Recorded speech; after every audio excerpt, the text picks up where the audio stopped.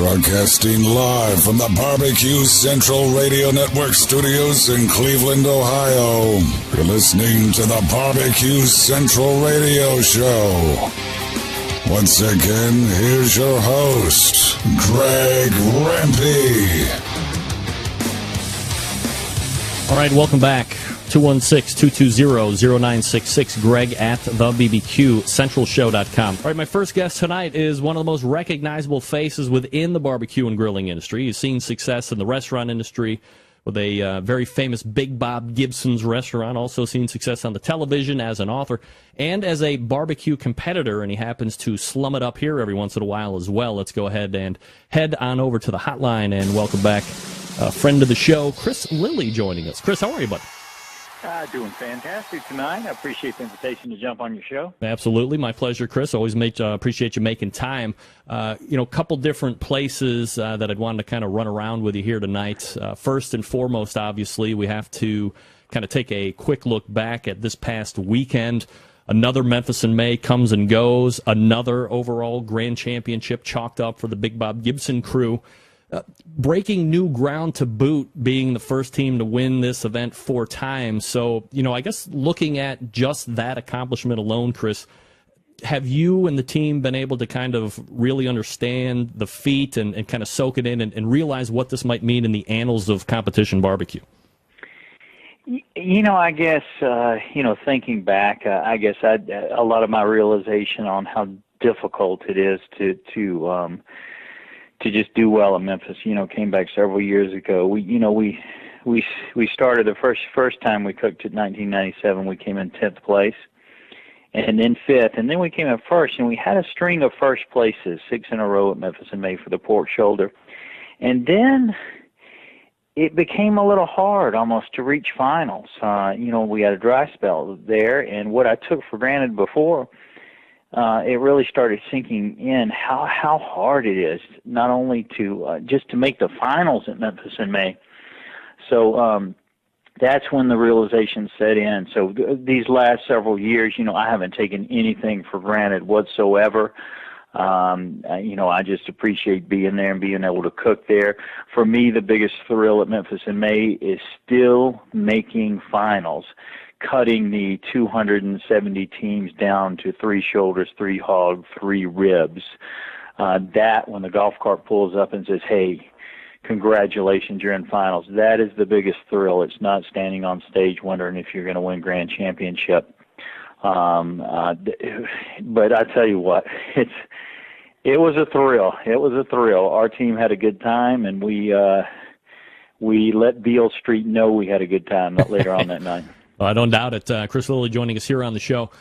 Chris, in regards to the cook and the events of this past weekend, anything unusual that goes on that you didn't expect that you had to contend with, or was pretty much business as usual? Well, did somebody give you these questions to ask? This one in particular, because gosh, you couldn't have. Yeah, something major happened to us. I ordered my meat beforehand a month ago. Probably, and then a week before the contest, I touched base with my meat purveyor to make sure everything was ready to go. I got a call at the first of last week, the week of the big Memphis in May contest, and they told me the meat did not come. Really? Did not come in. So basically, I had to do some last-minute switches and phone calls and everything. So anyway, I was overnighted some pork shoulders straight to Memphis. I picked them up at a meat and seafood company in Memphis, and they were frozen hard as a brickbat. No way. So yeah, I cooked Memphis in May with frozen shoulders this year. So take that for what it's worth. I'm usually a huge proponent of, especially in pork, to cook fresh, and choose according to color and marbling, and that's a big one for me. But this year we cooked frozen shoulders. Wow! So this is going to be the new fad that is running around the competition. See, frozen shoulders, ladies and gentlemen. Chris Lilly putting it to the test and winning.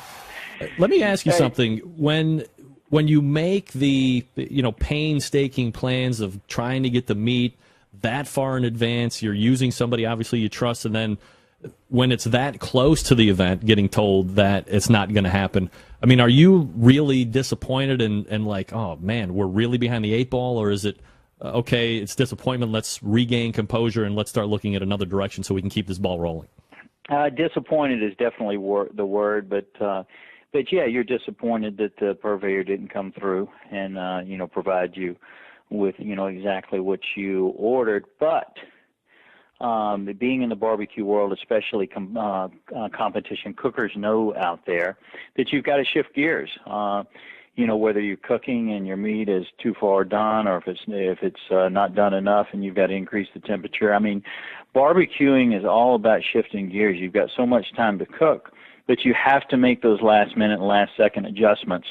In contests, whether it be Memphis, the big one at Memphis in May, or any KCBS contest, I continually make adjustments during my cook. I don't go by a set cook time or a set schedule. I have schedules, but something always comes up that you have to make those adjustments. And if you can't make adjustments on a fly, whether it be on getting your meat beforehand or jamming the temperature to get something done, then you're not going to be successful. So what's done is done. You just take it in stride, make your adjustments, and see what comes out of it. Chris Lilly from Big Bob Gibson's joining us here, recapping the win this past week at Memphis in May. Chris, did you know through the first round of judging, as you're getting ready to turn in through that first set, and you've obviously tasted your award-winning pork time and time again, does this past weekend, as you're kind of tasting it and evaluating it, do you think you have something special here, or is it kind of like, we're probably there somewhere? How did you guys feel about it, turning it in? We felt great, without a doubt. Last year we made the finals. As a matter of fact, we were. They don't do a reserve grand champion at Memphis in May, but we actually were the reserve grand champion. We missed grand by, I think, like 0.43 tenths of a point, something like that. So we lost to Sweet Swine of Mine, fantastic team. They cook a great shoulder. So they were first in shoulder. We were second, but our score was pretty high in itself. So I felt good going into this one. We're going to fire back the same thing. I made a couple of adjustments on my cook time and refueling time. I wanted to, and how much meat, how much charcoal to wood ratio I used as well. I wanted to protect my color a little bit. And I wanted my meat to come up a little bit quicker than it did last year. I wanted a little bit more rest time on it. So I made some small adjustments in cooking technique, not in the recipe itself, and it played out for us really well this year. So just a small adjustment there, but every little bit helps. But I felt great. The meat and preliminaries was fantastic, but one thing I do at Memphis in May is I save my absolute best shoulder and stagger it just to make for finals. So if I don't make finals, the best shoulder of the day will never get served. And I choose my pork just like I choose a pork chop at the grocery store or anything else. It's color and marbling. I get a pork that is a nice reddish pink color as opposed to a pinkish red color, and then one that has ample marbling that'll hold that moisture. How many shoulders are you cooking for the turn-ins? Memphis in May, you want to have one shoulder for each preliminary judge. You want to have, I like to do 2 shoulders for my blind box because I can't sell those shoulders. I mean, those shoulders have to speak for themselves. And there's no garnish as well, so you really got to do a heavy box and fill that box up. So 2 shoulders for the blind box, 1 for each preliminary judge, and you stagger your best shoulder for the final. And that's what you want to go into Memphis cooking. And you basically, for the people that don't know, and correct me if I'm wrong, but you basically have like 2 rounds of judging. You have the initial round. The people in finals are then told that they make it, and then you kind of restart again, if you will. Yeah, Memphis in May, you've got usually around 270 teams. You can only enter one category in the professional event. It's either whole hog, ribs, or whole shoulder. After you cook in preliminaries, there is 4 blind judges. So you turn in a blind blind box, just like in any other competition. Those 4 judges score you, and then you have 3 on-site judges that come separately, and those judges score you. So you have a total of 7 judges in preliminary, 4 blind, 3 on-site. They score you, and at the end of preliminaries, the top 3 rib teams, the top 3 shoulder teams, the top 3 whole hog teams make finals. And then in finals, it is head-to-head, it is comparison scoring, and it is 4 judges that come to all 9 sites, eat that barbecue on site, and determine who wins the grand champion, who wins shoulder and rib and whole hog in first, second, and third place. And most of the time, even after scoring, the judges don't know who wins, because many times it comes down to, a point or just a couple points deciding. So there's no way for them to tabulate it in their heads, because of the weighted scoring system. So you make it into the final round, and pork winner is announced. It's you guys, obviously, and it's now down to the competition of the competition. You have, let me backtrack here for a second. You make it, pork is announced. You guys are winner, and it's kind of that competition within the competition. And in other words, you said you were ecstatic to make finals. So I'm guessing if the grand champion of overall wouldn't have happened, you would have been still ecstatic winning the pork again, or is there a little bit of a drop off if you make it to the finals and then don't take the whole thing? If I make finals, I want to take the whole thing. But you've got to win. Well, you've got to win pork first. So that's the first thought. We had a team that were cooking against us in finals this year. One especially that has won Memphis in May before, the Red Hot Smokers. Wayne and Linda, they are absolutely phenomenal cooks, and their specialty is shoulder. So we were competing head-to-head against in a shoulder category against a Memphis in May grand champion. You look over at the whole hog, Melissa Cookston, with Yazoo Delta Q. She is a 2-time winner at Memphis in May in whole hog, and she has won her, I think, 3 times with her whole hog. 3 first place and maybe 2 grand championships. She also won the Kingsford Invitational first year, competing head-to-head against the winner of the Jack Daniels American Royal, Pitmasters champion, and so on and so on. So this girl can cook. So I knew it was going to be a tough go. And then looking up over at ribs, Tuffy Stone is cooking there. Cool Smoke made final in ribs. So finals, I'm going head to head against some of the best cooks in the country. So I knew it was going to be tough, but I knew I had a good product to put out. Let me ask you something about Yazoo's Delta Q. I mean, I've followed them for a number of years now. They've seen a tremendous amount of success within the NBN network and at Memphis in May. Obviously, there are 2 different things, but and I know you're kind of a student of the game. You just exhibited that here in your last answer. Melissa and Pete have been very focused on the restaurant openings, the new locations. She's writing a book, all good stuff, as Melissa said here on the show. But, a few weeks ago she was on talking about the new cookbook, and I asked her about Memphis in May, and she's, kind of nervous, said they hadn't really been out competing kind of on that routine as they normally would, and she didn't really feel overly confident that they would have a great showing. And seeing them take whole hog again and be up for overall grand championship again, what do you think that speaks to them as pitmasters and how well their team process holds, even though they're not out there doing it frequently? Greg, I think she was sandbagging. That girl's not going to forget how to cook, especially in the restaurant when she's cooking every day, and cooking. It just obviously comes natural to her, and she's got the she's got the talent, without a doubt. So no, I would have called bull on that answer if I were you. She was ready. She was ready to go, and she is competitive. And I tell you, she has been busy though. She's got a great cookbook out, Smoking in the Boys' Room, and she's opening restaurants. So yes, I'm sure she was extremely busy coming into to Memphis in May. But she's good enough to overcome that.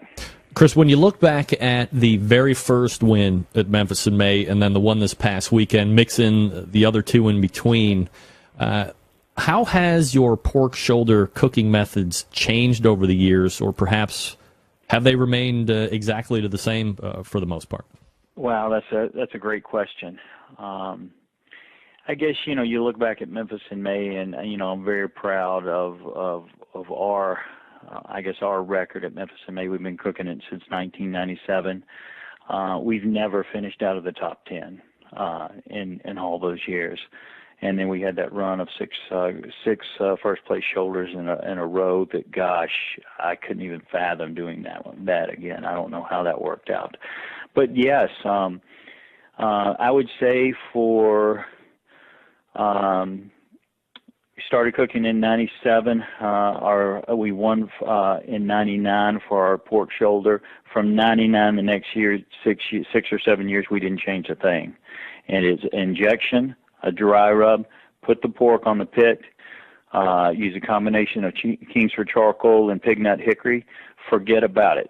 Let it cook, take it off, serve the judges. That was what we did.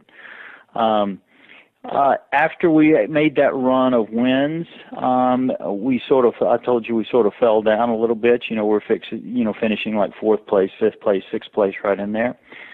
So I get to talking around, and I say, I just can't get over the hump. So I start talking to people that cook the circuit, that cook the MBN circuit, what's going on. And I still remember a guy asked me, he said, what sauce are you using to glaze your pork? And I said, I don't glaze my pork. I just pull it straight off the pit, put it in the box, and serve my sauce on the side. He said, you're the only one out there not glazing. So that sort of woke me up. I got to keep, if I'm not going to cook as much as these other teams, I got to keep my thumb on the pulse and start asking more questions and talk to more people that do. And the first year we went back to glazing was 2011, and that's when we won the grand championship again. So it takes. I can credit a lot of my success at Memphis in May. What I do in the restaurant and what Big Bob Gibson has done over those years to sort of build the platform for me to work off of. But gosh, I got to give credit to a lot of the people out there that cook Memphis MBN and KCBS events, every weekend, and then I call them up one week and say, hey, what are the judges like, and what are the flavor profiles and stuff. I got a lot of great friends in barbecue, and I will not hesitate to ask them their opinions and questions. And a lot of my success comes from my good friends in barbecue that are just great enough to give me a helping hand. Chris, let me ask you this. Big Bob Gibson's obviously has dominated pork at Memphis in May over the years. You've talked briefly about the run of 6 in a row. You've won the whole thing now 4 times, 2000, 2003, 2011. Now you're here again, 3 years removed from the most recent win in 2011. One has to start thinking that perhaps at this point, Big Bob's is not only the best Memphis in May pork cook of all time, but perhaps the best pork cook in general of all time. Yes or no? I thought you were going to say it's about time you started cooking another category at Memphis in May. Why would you? We've talked about that, and I've tried, but I'll blame it on my father-in-law, Don McLemore. He was Big Bob Gibson's grandson. I'm going to blame it on him and say he won't let me. I would stick with what's winning myself, but yeah, I tell you, I don't know. There's so many great pork cooks out there, and it's definitely our specialty, and has given us, probably the most success that we've had. Well, without a doubt, at Memphis in May. It's a pork that we've actually won Jack Daniels with, and we've won at the American Royal with our pork. So, but it hasn't been quite as consistent, in KCBS contests. And, I'll attribute that to, it's different at Memphis in May, in that, a lot of times you serve the pork right off the pit at Memphis in May, where KCBS, you have the chance to alter it with, taking it off and pulling it and doing sauces and dry rub applications and stuff like that. Mm-hmm. But when the judges come on site, they sort of keep you honest. You know, they see the whole shoulder on the pit. They see you pull it off, and you break it up for them. But we've done, you know, all in all, we've done pretty well across the board, and I can't complain about that. But I love to cook pork. I will say this: I can attribute a lot of my success to that's what we cook every day in the restaurant. We cook whole pork shoulders, and that's what we do. We cook a lot of pork. So, you know, some of the teams out there that definitely don't get the practice that I do of cooking pork every day in the restaurant. You know, a lot of that things goes back to Big Bob Gibson.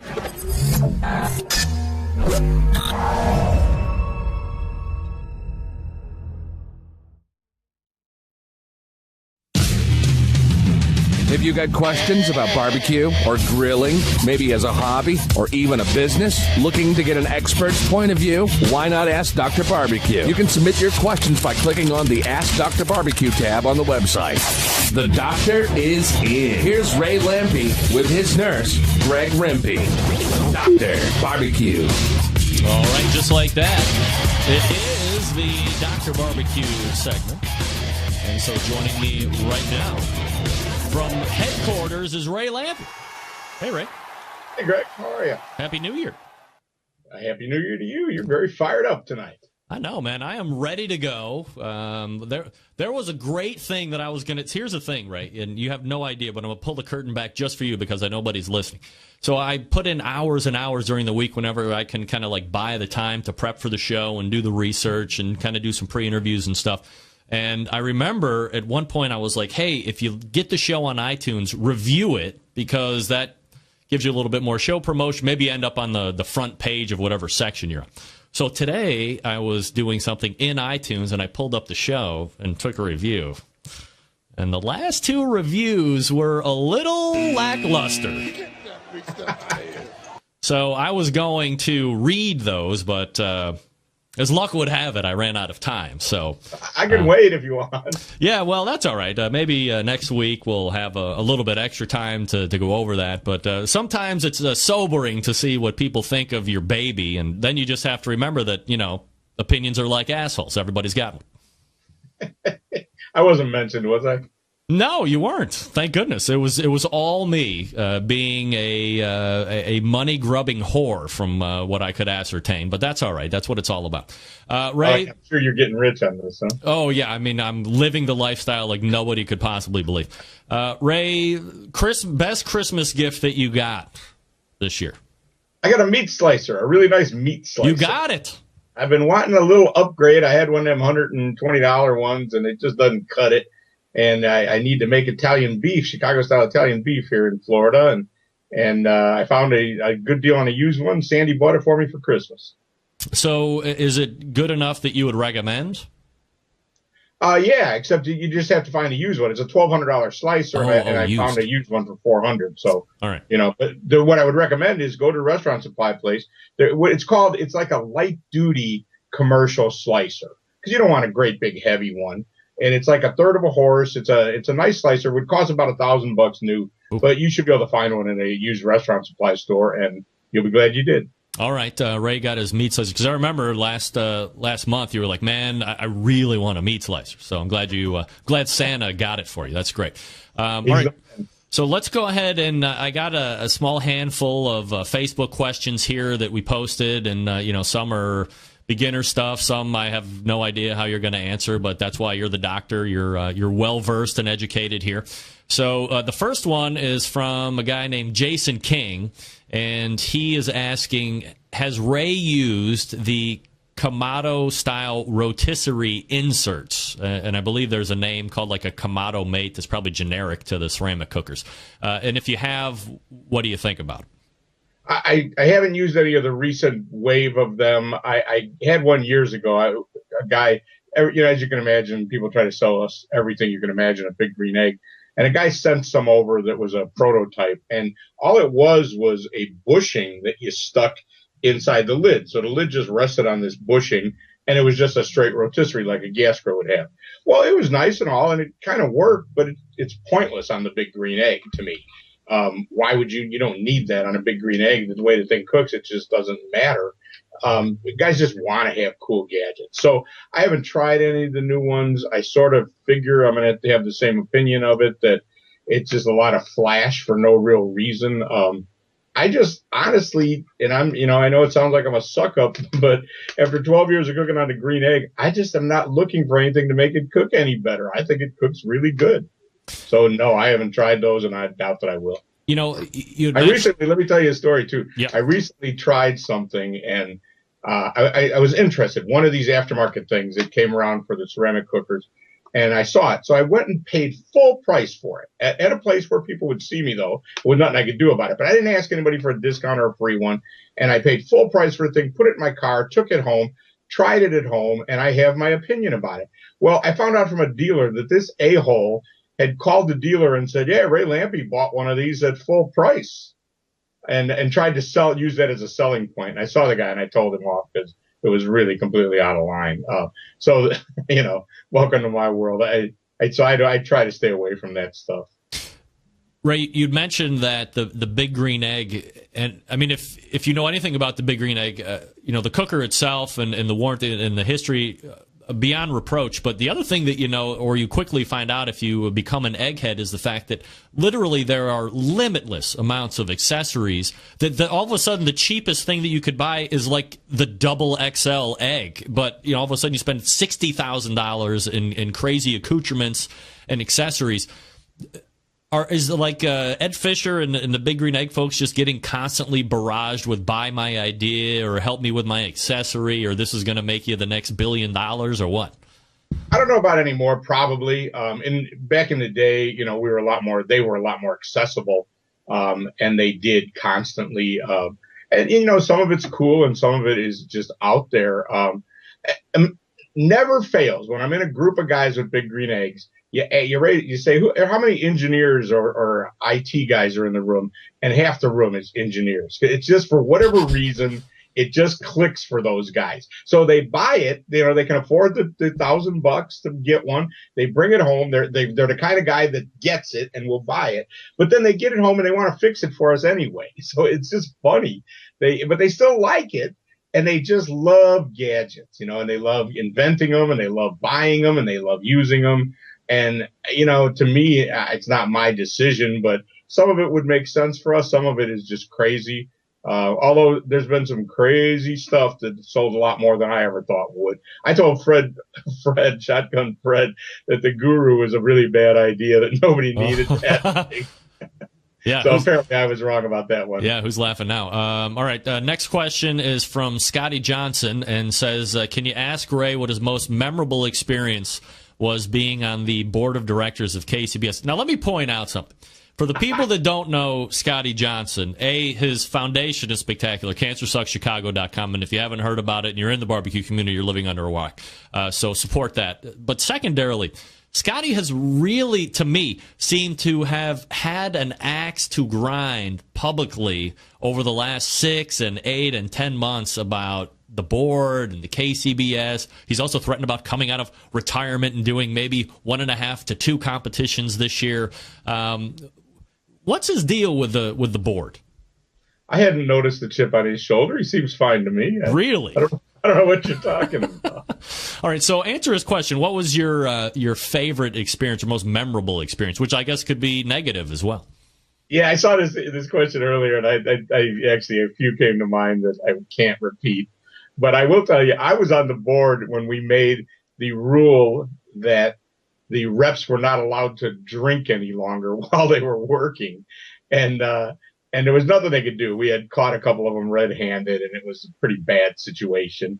But there were people on the board that did not want to see that happen, and people in the room, I should say, not necessarily elected board members, but we'll leave it at that.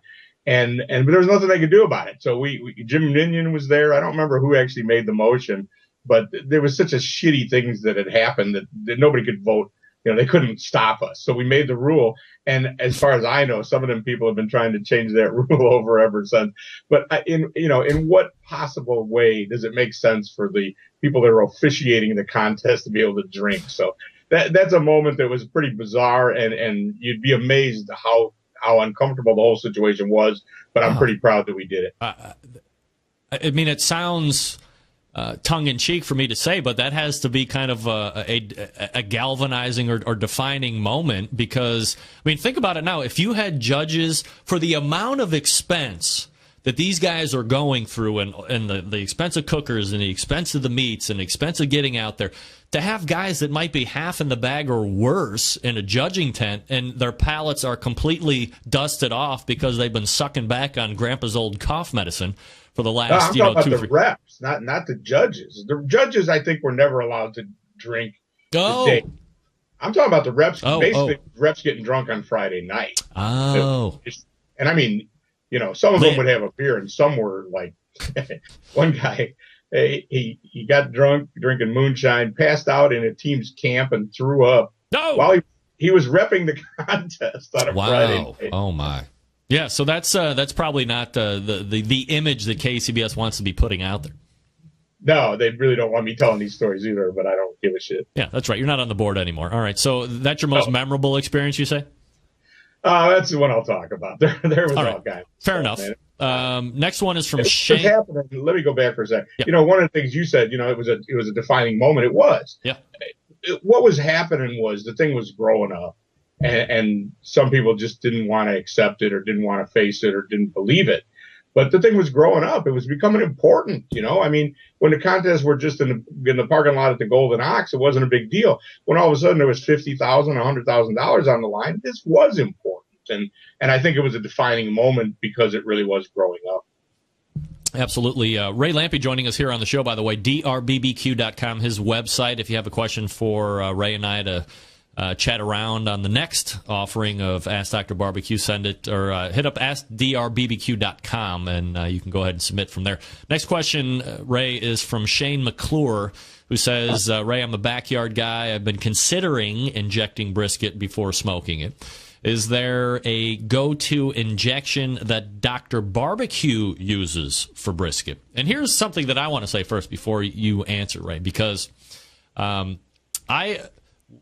when I started, injecting really was kind of, you know, it was mostly fab, and there were still, I don't know if the majority of guys weren't doing it. Well, the majority of guys still probably weren't doing it for both pork butt and beef when I was just kind of getting into the show and stuff. Because I remember Fast Eddie saying that he had just kind of, you know, started doing pork at that point and whatever, but there was obviously a definitive tipping point when everybody just started doing it all together.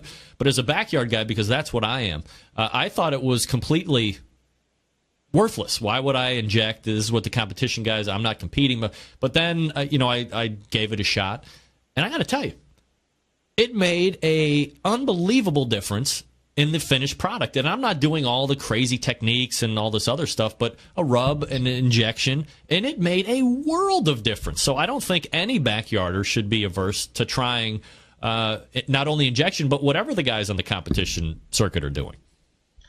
You know, I agree with you, but some of that stuff that the competition guys do, I don't agree with. But the injection, yeah, absolutely. You know, I go back to the early days of this. You know, we were trying to figure out how to make our briskets better, and along came Joe Ames, and Joe Ames created Fab B and told us all this, you know, explained it. I had conversations with Joe in the early days, and he showed us, explained what this was about and what it would do to the brisket. And damn if it didn't do it. We were winning. If you ever watched that first year of barbecue shows when I was cooking against Myron, and Ed Royth was talking all this shit about he didn't like that stuff injected in the brisket. And I was laughing because I injected a bunch of Fab B in my brisket, and Myron injected a bunch of fruit juice because he was, at that time, Myron was really just a pork cook.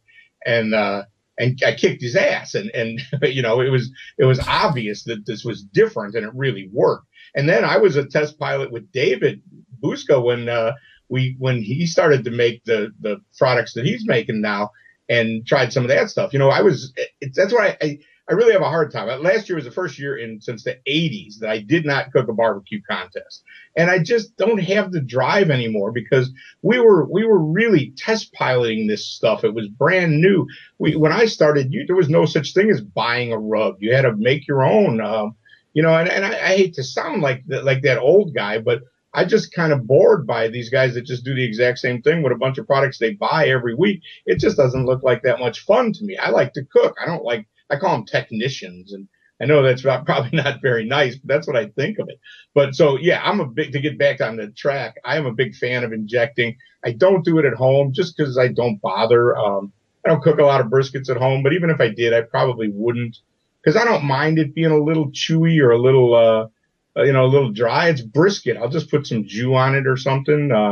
I understand how brisket is, and I'd rather eat it, not inject it. For competition, I would never not inject it. And if I was using it, I would use, what's David's stuff called? I'm spacing out. Butchered barbecue. I would use a butchered barbecue. And when I was at the last days I was competing, I was using that prime dust he was recommending. If I was you and I was wanting to cook injected briskets, I would call David and ask him what he's doing these days. Yeah, absolutely. Ray Lampe joining us here on the show, answering your questions. Last one is from Aaron Jefferson. And it says, Greg, I'm going to compete solely with a big green egg this season. Can you ask the doc what challenges I may face with competing with the eggs? Solely. Because, a lot of guys like to do multiple cookers for, different meats and, things of this nature. As an egg cooker yourself, what can he look forward to and what should he be, potentially guarding against, I guess? Yeah, that's what I would be thinking it as an advantage, because I assume he's got more than one. You need at least 3. You could have something off in time for the chicken to get done. But you need at least 3 of them to do it, I feel. You have your brisket on one, your pork butt on one. Although I once won a cook-off in Wisconsin with a large egg and a medium egg, but I had to get the stuff off really early. I got lucky and it worked out. But I don't see any disadvantages to it. I mean, you got to move the eggs around, but they got wheels. They got that round thing you put on the bottom and rolls around. I strap them to the wall. I've hauled them all over the country. I just don't see that as a problem. I just don't see any problem with it at all. I think you're in good shape. Just as long as you got enough, you need 3. You need 1 to cook a butt or 2. You need 1 to cook a brisket or 2. And you almost need a 3rd one to be able to start your ribs. You can't count on all that stuff being done, but you can count on it being done in time for chicken. So I think 3 eggs will do it. 4 is even better. I think you're fine. Do you suggest, and I'm not mentioning this because they're the longest running sponsor of the show, but do you suggest any kind of a pit temperature control device, or do you think that in the beginning it's up to the pit master to really learn the fire management and the drafting of a cooker regardless of what you have before you get into that stuff? No, a year or 2 after I told Shotgun Fred it wasn't going to work, I became a big fan, and I've used Barbecue Gurus ever since. Now I got a drawer full of them outside for competing. I would always use them, because you just don't want to give yourself that error. You just can't mess up, and you want to stay right on temp all night. You want to turn it up 10 degrees you can without a whole lot of fuss. I think I'm a big fan of those things for overnight cooking all the time. Ray Lampe joining me here on the show. drbbq.com is his website. Ray, we got a couple minutes left, so I want to circle back to something that you said when we were talking about the injections. You had mentioned kind of offhandedly that there were some things going on in competition barbecue right now that you don't agree with, and I was wondering if you couldn't, list a couple of those out. Yeah, I'd be happy to. I had the pleasure of judging the Jack this year, the American Royal Invitational. What else did I judge? I've judged, I've been out there and judged some of the top food in the country this year. And, it's so similar, for one. Everybody's nobody has and I don't know, it's probably a smart thing to do, but I just hate that everybody's doing the exact same thing. Nobody uses straight blues hog anymore. And I know there's a bunch of knockoff blues hogs, but they've all got that hint of that flavor. This stuff's exceedingly sweet. I mean, some of it was just ridiculous.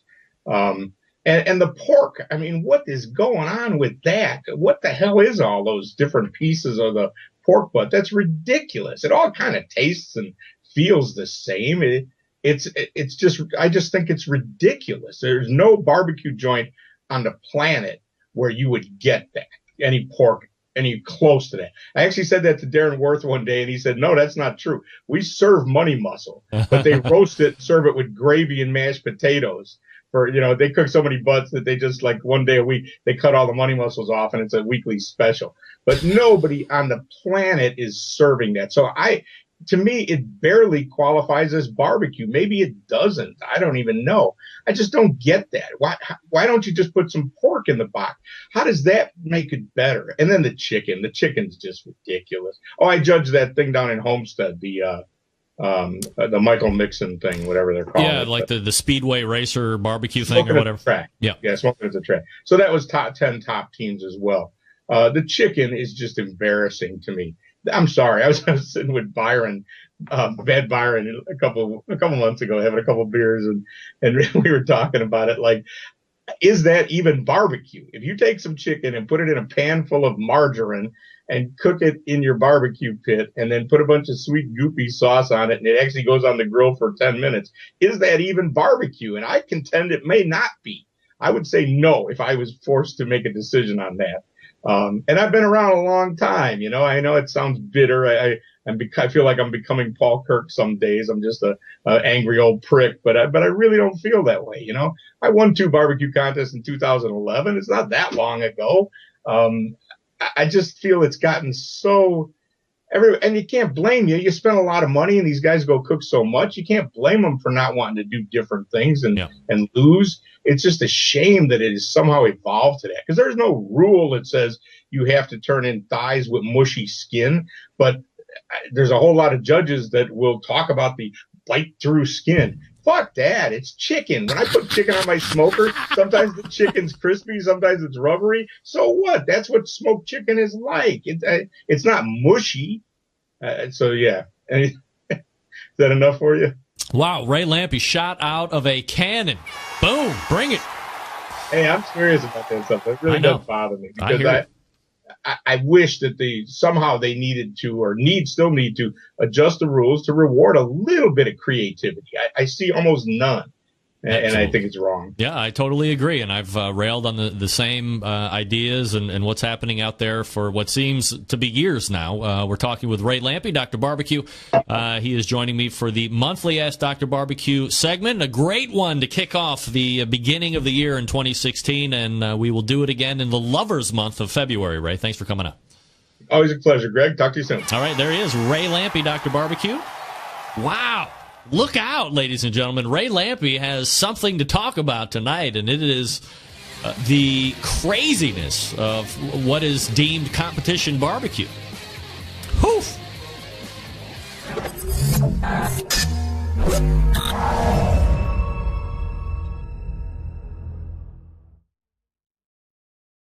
My first guest tonight made his appearance on this show last October. Hit huge with the audience. He owns Cigars and Stripes Barbecue Lounge in the Chicagoland area. Let's go ahead and head over to the hotline and welcome back Ronnie Lottz to the show. Ronnie, how are you, bud? Doing all right. What is this? Okay. All right. Are we live on the big show or what? We're live on the really big show, really big barbecue show. I don't think so. What's going on? Are you totally stoked or what? Of course. Of course. What the hell is over your left shoulder, Ronnie? You have devils and angels over there, or what? Oh, these are. Well, you came right out of the bog. Well, listen. These are. Those are 6 barrels of beer. 6 barrels of beer? Yeah, that's right. You put beer in them. These particular ones here are from a company called Evil Twin, and they're originally out of Denmark. And in my spare time, I'll pinstripe them.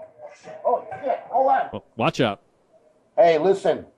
This is the big show. You know what I'm saying? Ronnie, have you been tipping a few back before the show, buddy? Listen. Seem a little relaxed. Look at that. Yang. This is Yang. Yeah. And there's a Ying. Look at this. Watch out. Looks like you're going down. Don't worry what I'm doing. Look at that. Look at that. We look like twins. Yeah, I was going to say that you're the Yang to his Yin. Here's the deal. Yeah. Because I have made the giant mistake of opening a barbecue restaurant, I need salvation. So what I do is I graffiti and pinstripe barrels of beer that we like. What? You did that artwork? Of course. Really? Oh, yeah. Listen, I'm a jack of all trades, master of none. Join the club. It's currently a club of 2, you and me, Ron. Listen, life is miserable. I feel good when I do this. However, these ones are for Evil Twin Brewing, and they're going to go. They're originally out of Denmark. They were 2 brothers, whatever. They opened up these companies, and the other brother took off, and he's got some great beers. There's a yin and a yang, and what happens is you mix them like the old Augsburgers, the Gemütlichkeits. Used to do a 50-50, and you get a big glass of beer. They're really good. I like them. This one, oh shit! Watch out, Ronnie. You're going to hurt yourself. Now. Yang. That's yang. Yeah. All right. Hey, you want to see the yin? Is that a loaded question? You want to see it or not? Yeah, let's see the yin. That's the wow, yin. Look at that. You're quite the artist. Yeah? Yeah. I should have stayed pinstriping. Don't open a barbecue restaurant, whatever you do. All right, we'll get into that in a second, Ronnie. Calm down and let me get back my show. Shut up for a second. All right, now look, for the people that don't know Ronnie Lottz, or they aren't frequenting the neighborhood, coming in and partaking in your beers and your barbecue restaurant stuff, if you could give us a quick abridged version of kind of how you got into this whole business of, was it a restaurant first? Was it a bar first? Did it all happen at the same time? Just the short version. Oh, man, we did this last time. Here's what happened last time. There was such a lag and a delay that I just rambled and rambled. I know it's hard to believe. Yeah, it's not happening right now, for sure. Well, I know, and I'm trying not to. Look, you know, I used to cook for a bunch of wrestlers, and then for some reason, you know, barbecue, it just felt right. And then I don't know, I did a lot of things, and I opened this cigar store, you know, behind the studio where I was pinstriping cars. I worked with these wrestlers, whatever. I started cooking. And I moved here. And here at Cigars and Stripes is where I made the biggest mistake of my entire existence at the beginning. Wow. That is certainly some declaration. Listen to me. You're on the big screen right now, Mr. Remke. I can hear me in the background. Oh, well, good. Because you know what? I actually have guys in here with handmade spice. They're passing it around like, you know, like I don't know what they're doing, but they're like trading spices. I'm going to tell you something. The big show, for whatever it's worth, yeah, I'm going to tell you, they came out of the woodwork tonight to see your show, and I thank you very much. Right. Yep. I got these guys here. Now, listen, this is right up your alley. You guys are into the competition barbecue. That's what you do. I'm begging those people to listen. If you're a barbecue restaurant or a barbecue competition guy, stay doing what you're doing with your friends. You know what I mean? Right. Go out on the weekend, drink your goddamn beer, and just do it. Enjoy it. I can hear them laughing back there. You're on a delay. Listen, I'm not kidding. Because once you enter the arena of a barbecue restaurant, your life is going to be an eternal hell. You'll never be able to do nothing with your life. You have read my mind, Ronnie, because this was going to be my next question. We're talking with Ronnie Lottz. Listen, right now, I don't want to interrupt you, but right now, I got, okay. Listen, you just they're called themselves the Ballin' Hogs. I don't know. They had a big barbecue contest here in Glen Ellen, Illinois.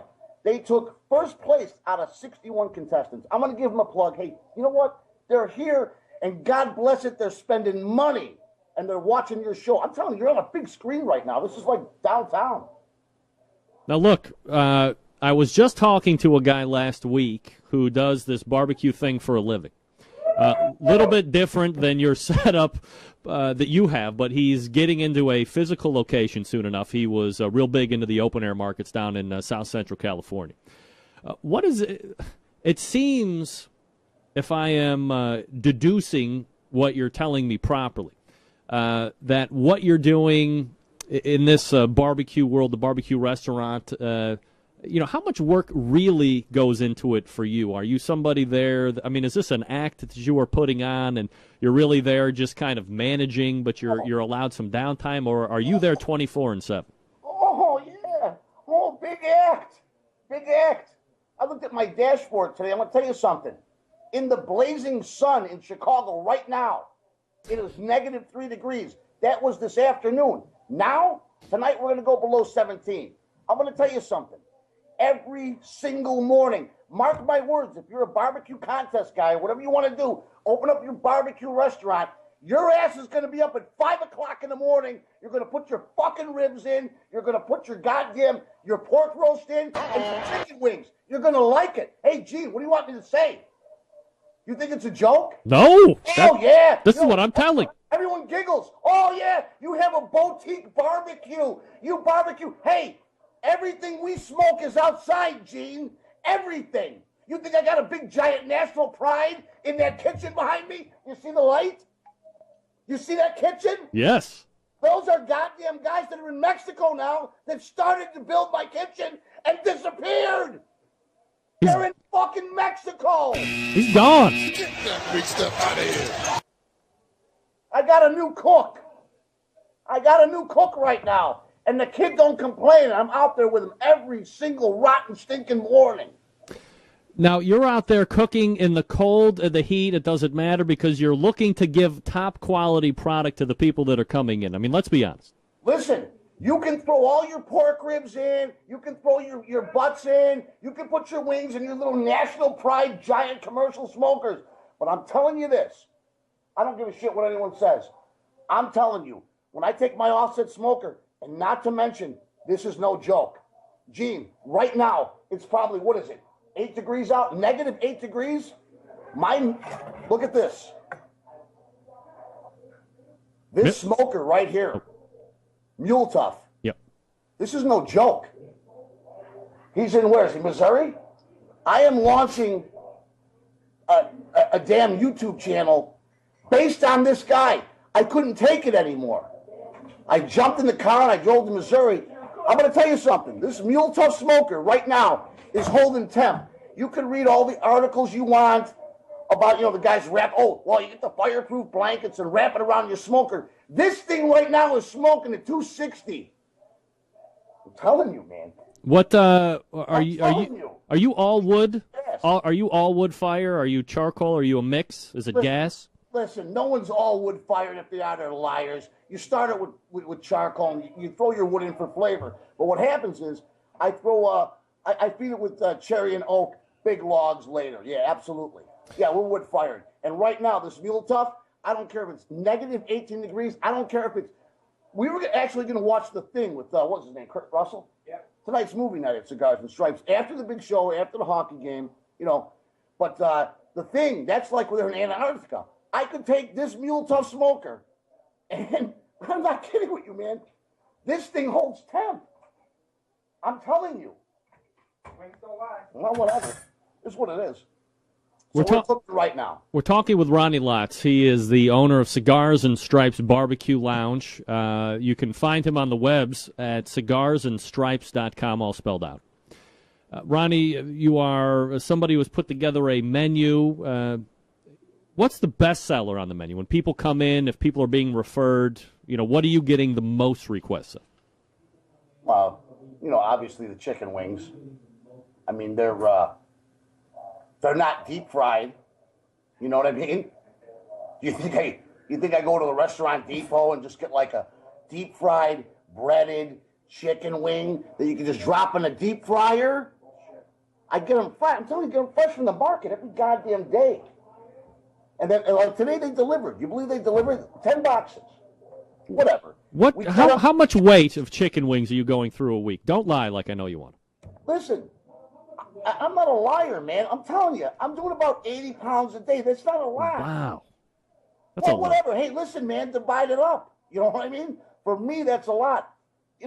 My friend said he made a gag. He said, oh, you're a boutique barbecue. Yeah, but we cook everything outside, pal. Everything. I don't care what you have is cooked outside. And I think there's a big difference. Let me tell you, if I take a rib tip or a rib and I throw it in the National Pride, hit the button, and get the 17-year-old kid to go, bread them, and then hit the button, and then walk away and come back 4 hours later, there's a big difference between in my offset cooker. You're my offset cooker. You want to make ribs? You throw the wood in it and you watch it. You know what I mean? Yes. I'll tell you something. When you bite into that rib, Gene, it is what it is. Ronnie, let's clear something up here right now because I'm getting a lot of instant messages. I think one thing is happening, and people think another. Are you calling me Gene? Are you using the letter G? Jay. Hey, who's the guy from Berlin? What's his name? Remke. Who? There's a guy that's got a name just like yours. Is that my brother Chris Rempe? No, the guy from Berwyn, man. His name's No, his name's Remke, I think. Could be. Oh, I get a lot God. of keys. But I told everybody that you and I have a relationship, so you've shortened my name from Greg to the letter G, but everybody says you keep calling me Gene. I don't think that's right. You're not calling me Gene, are you? Am I calling him Gene? No, you're calling him Greg. G. Yeah, I call you G. Yeah, see? So everybody back off for crying out loud. Jeez. No, the other guy. Right, G. Hey, listen. Come on. These people are crazy, Ronnie. Now, look, let me ask you something. You know, one of the most important things to a successful restaurant is this menu. Obviously, you said that the chicken wings are king. Absolutely. But as you craft and hone the menu, you know, a lot of these places, they get into this barbecue thing, and all of a sudden they got like 50 or 60 different items on a menu, and it seems to me, and I'm never going to be opening a barbecue restaurant, but if I would try and keep it basic, kind of bring what makes you successful. Is that something that you subscribe to, or do you like to have many options available for the consuming public? Well, funny you bring that up, Gene. Come here, son. Come here for a second. I think you called me Gene. Remember when that little kid of yours came in there and kissed you? Your daughter? Look at this. Come here. That's my 15-year-old boy. That's my son, Zach. Hey, look at this guy. What's up, brother? And see him. He's ready. You know how to build a fire on that smoker? No, I'll get you a question. I love this kid. He's a good boy. All right, here's the thing. Listen, I got my one cook. He's crying and he's complaining all the time. He says, "I don't know wings. I can't keep up with the wings and the rib tips and the smoked Italian beef. We do that." I said, "Listen to me. We got 3 fucking things on the menu. 3. You want to go work in a Greek restaurant? Oh, give me my mashed potatoes, well done with hash browns and hot peppers. I want my egg up. I don't want wheat toast. Give me white bread. Oh, I'm sorry. You know what I mean? Hold that. You want 75 orders all custom? Hold the mail? You're cooking chicken wings." Yes, I subscribe to what you're saying. Let's keep it simple. Let's keep it protein. Let's keep it on the grill, and let's call it what it is. I mean, you know what I mean? Just get to the point. Cook your 4 things and do it well. Right. We do well. West Side rib tip, hands down the best in the country. And I'll tell you right now, I got all the West Side guys. Name it. Name a barbecue place. They all come here with their wives to eat. It's true. For the rib tips. And the wings are good. I'm going to have 4 items on the menu, and that's it. You want to know why? Because I can't find anyone that's reliable to do it for me. You, son, will start cooking. He looks very enthused to be on the Really Big Barbecue Show, Ronnie. Let me tell you. Now, look, let me ask you one last question. One last question before I let you go, Ronnie. Oh, why do I gotta go? What? Why do I gotta go? You have a business to run. I can only take up so much of your valuable time. Now, listen. Monkey business. You seem to have a what some would call an ebullient personality. There's a word called charisma, which seems to be overflowing your cup. Have you ever thought about trying out for these fandangled barbecue shows like Barbecue Pitmasters? It seems like it would be right up your alley. They would be drawn to your magnetism of personality, and it would be like great TV. Plus, you know, all things aside, you know how to cook too. Answer the question. Believe it. I don't believe I would do that. Why not? I don't believe I have it in me. I don't believe I'm camera shy. I don't think I could ever do that. You know, Gene, I don't know what to tell you, man. Listen, I'm going to tell you this, Gene. I can't see you now, but this. I know his name's Greg. I'm just fucking with him. All right, listen. Your beard, the beard you're wearing. This one? Listen, hands down, man. You look good. I'm going to tell you something. I got a beard that Listen, scares most terrorists. You can't see it now. I got an advertisement of some split broadcaster enable you. I can't even see you. However, I did see you on your last episode. Yeah. And if you're sporting that beard, Yes. for whatever it's worth, it's very becoming of you. Oh, your thank wife probably swoons with ecstasy. You know what I'm saying? Oh, yeah, she's swooning all right. She's swooning to me to find a raise. Oh, my barbecue guy. Listen, you know what they like? Women like that shit, man. They like the gray. If I put gray in my beard and I go to the goddamn Jewels out here or Dominic's, they closed up. These 20-year-old women around me, they got this daddy thing going. I'm just saying that the gray in the beard, I'm just saying, you look good. You're saying I could pull some 20-year-old strange is what I'm you're saying. saying that you look like a guy. Right. Take a piece of steak and, you know what I mean, throw it on a grill and then be like, baby, I'm going to go take the car and wash it. You know what I mean? And you got your beard going. I just think you look good with that beard. Keep going. Ronnie Lottz is joining us here on the show, owner of Cigars and Stripes Barbecue Lounge. If you're in the Chicagoland area, first visit the website, Chicago... Cigars. Major announcement. Hold on. Wait a second. A Barbecue Central Show exclusive news update. All right, let's have it. All right, listen. Remember when your father, maybe like an uncle passed away and he left you an old Cadillac? Or no, just me? That wasn't me. All right, here's the thing. I bought an offset smoker. Yeah. Years ago.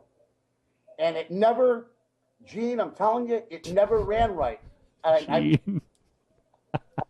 fucking with it. All right. Never ran right. Here's the thing. I rebuilt this thing, and I've got great footage of the rebuilding of this machine. Yeah. And I also have of the bench ring because I can't get to my welding supplies because they're buried underneath a circuit tent that I had to hire other people to build it and help me.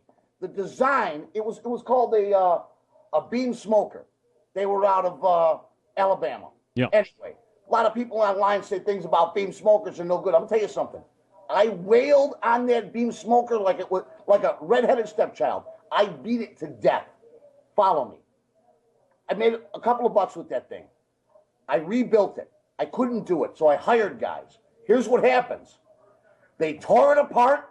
They molested my smoker. They ruined everything I worked for. It was making me out of my mind.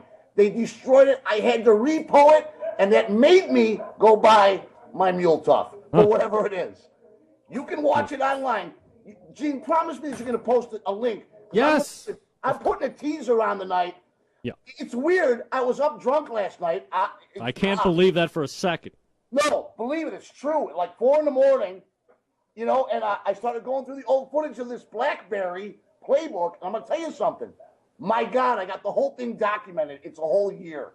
It's actually, I watched it. It's kind of amusing. I mean, I dealt with guys that didn't speak English. They chopped my smoker in pieces. I'm going to post a link so everybody can check it out. No, I'm putting a teaser up tonight. I got this Do weird. I got a guy working on it tonight. I mean, whatever. I just want people to know, Gene, I need you to know this. People do radio shows and they do this podcast stuff. You are truly, I don't know, man. You're a good host. Oh, well, Ronnie, I'm going to take the compliment. You look like you need a refill. And if anybody's in the Chicago area, cigarsandstripes.com, the website, and tell somebody that I've sent you for crying out loud. I mean, Listen, it's good for a freebie. He sent me a thing on the Facebook. Yeah. He heard you out of state, is coming to Chicago, is coming here. Big show works. I love it. All right, Ronnie, as always, my friend, I appreciate you coming on tonight, and we'll talk soon. It's Ronnie Lottz, everybody. Look at this guy. He's crazy. Ronnie Lottz. Corey, can you believe Ronnie Lottz or what? Charismatic. There you go. Charismatic. That guy is shot out of a cannon. I think that's the very definition of being shot out of a cannon, if I'm not mistaken. When we go to Chicago, are we going to Cigars and Stripes? Let's do it. Yeah, all right. We're going to do it.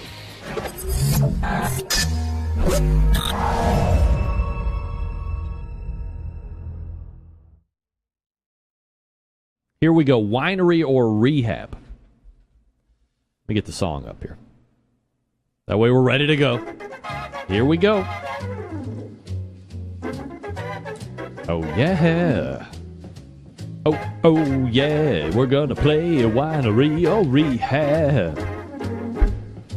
You want me to give you a Kalamazoo grill, but that's not going to happen tonight, no. I'm not going to give you a Kalamazoo grill tonight. You're going to have to take 40 pounds of pellets instead of a $50,000 Kalamazoo grill. Yeah, baby. But it's better than a sharp stick in the eye. Oh, yeah. All right. We're going to play winery or rehab, ladies and gentlemen. Let me get my list up to date here. We got the first caller on the line. 40 pounds of pellets, courtesy of cookinpellets.com. All right, let's do this thing. Let's go to area code 864, name and where you're calling from. Kevin from Greer, South Carolina. You said Kevin with a K? Yes. Kevin, how are you, man? All right. Ready to play, Kevin? Yes. All right, here's what's going to happen. I'm going to give you a name. You're going to tell me if it's a winery or a rehab. You get 2 out of 3 right. You win 40 pounds of pellets from cookinpellets.com. You have a pellet-driven cooker, Kevin? Yes. All right.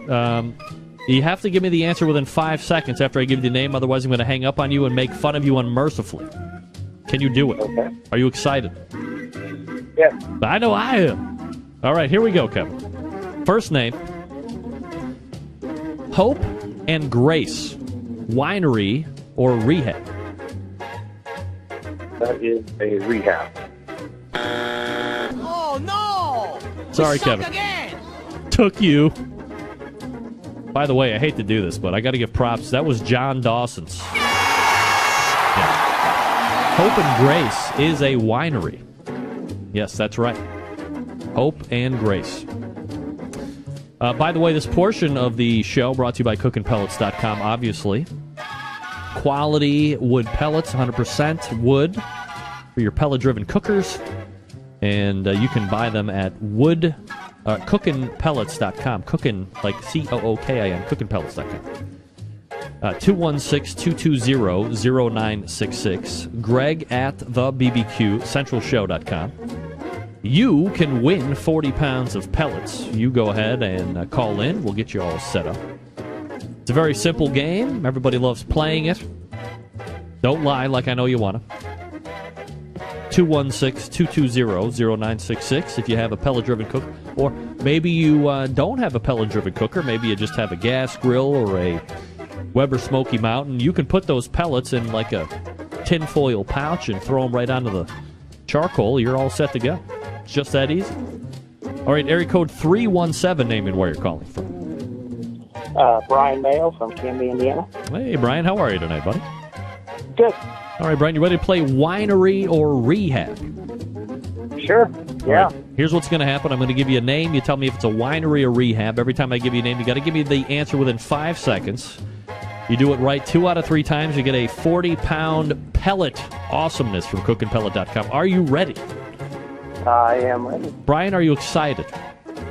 I am stoked. I know I am. All right, here we go. First name, Raise the Bottom. Winery or rehab? Raise the Bottom.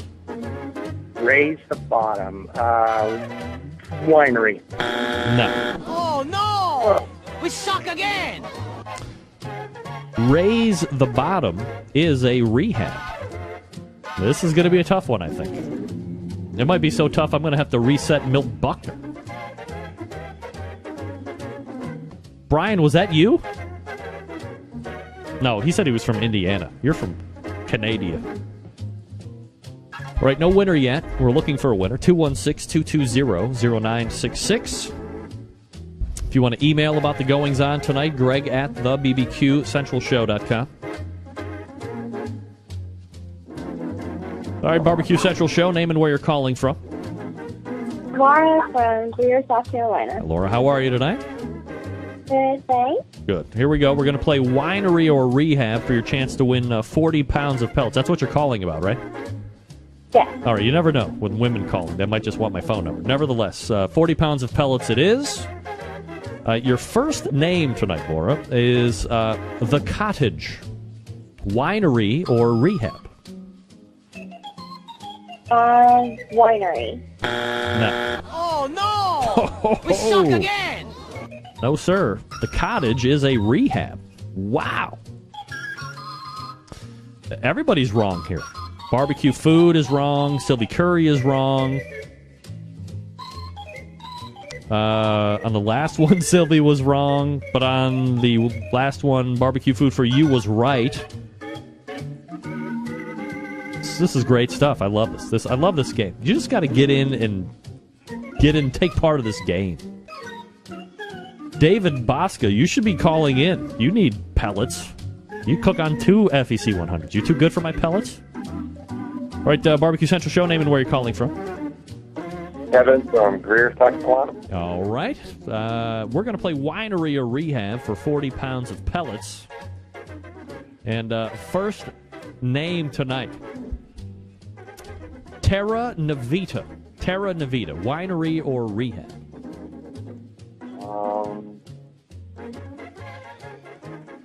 Winery. That's right. It is a winery. Terra Navita Winery. All right, next one could get you 40 pounds of pellets.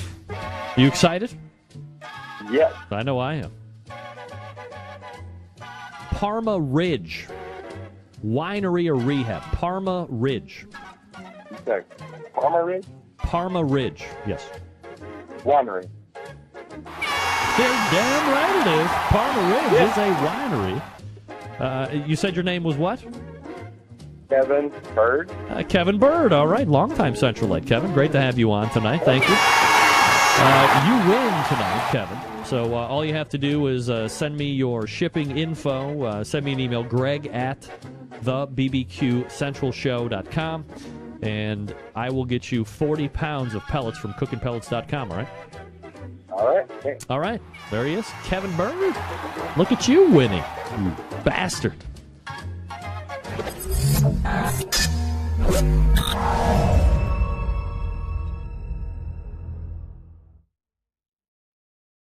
There he is. Joey Chestnut, the hot dog eating champion. Joe, you're almost a week removed from the event. Tomorrow would be the week's anniversary. Kind of help me break down the competition, like how it went, all that stuff. July 4th is for you. July 4th is awesome. It was hot out there. It was hot in New York. It was humid. But I got into a decent rhythm in the beginning. I was a sweaty mess, but I was able to keep eating. And I didn't break my record, but I tried it. And I thought I did pretty good. Second place with 16 hot dogs behind. Yeah, I mean, absolutely. I was hoping they would eat more. The more they eat, the more pressure I feel to eat more, and to do better. But I definitely ate well that day, though. So we'll get into some of like the pre and post competition routines here in a bit. But how did you feel when you woke up that day? Did you feel like it was going to be a potential record-breaking day, or when you wake up for any competitive eating event, do you wake up some days and be like, today I'm going to get my eat on, or today might not be an every day? I definitely woke up feeling light and loose. I only slept about 4.5 or 5 hours at night, and I was up moving and just ready and loose. I hydrated very well the day before, and then I stopped drinking water the day of the contest, and I felt really good. So you mentioned it was another hot, humid, sunny day. When you're outside, because obviously some of these competitions aren't housed outside, is there a perfect outside weather day for you to compete in? Yeah, there's always perfect weather, but it was.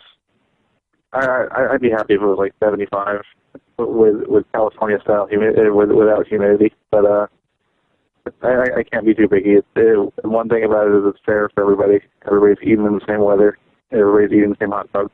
Correct. Now, does eating in a day like July 4th weather-wise affect you at all during your event? Can it hinder the amount you can consume? It a little bit. It makes me slow down a little bit towards the end. I'm a sweaty mess. I know that I'm a little bit dehydrated, and I just ran out of steam a little bit. But I think that, I really should have been able to push one more hot dog in me. I'm a little bit bummed out about that, but at least I tied the record. Joey Chestnut joining me here on the show, winner of the Nathan's 4th of July hot dog eating contest, ate 68 dogs, tying his own personal record. About 2 minutes into the eat, Joey, you had 3 or 4 dog buffer between you and second place. Do you have a plan to work while you're at a contest, while it's going on?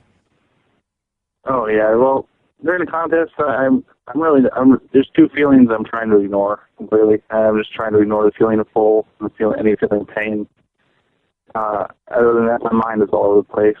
I'm just trying to control my breathing and keep my hands moving, and just keep whatever's going in my mouth going down. During that time, also, my little brother is right in front of me, yelling at me, telling me where everybody else is at. And so I'm aware of where everybody else is at. The judge was in front of me. I can see on my left and right where the other leaders are, and I definitely knew that 5 minutes in, I was 5 or 6 hot dogs ahead, and they were slowing down, and then the last half of the contest is where I really created a gap. Now, you mentioned the fighting that feeling of feeling full. I mean, 68 hot dogs, when does that happen? At like hot dog 8 or 10? I could eat 30 hot dogs and be pretty happy.